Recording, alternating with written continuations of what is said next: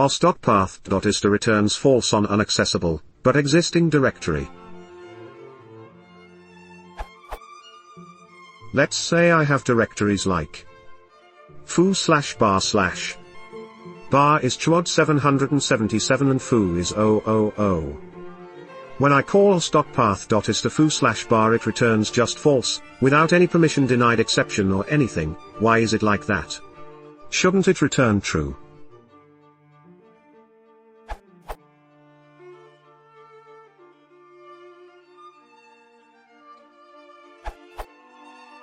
If you are not root, then you cannot access foo. Therefore you can't check if foo/bar exists, and it returns false because it cannot find a directory with that name, as it cannot access the parent directory.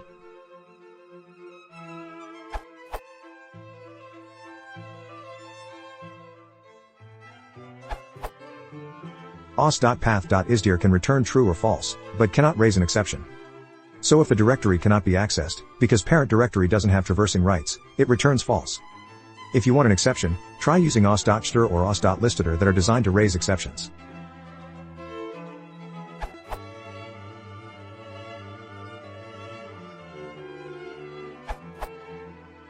You could implement a try/except block.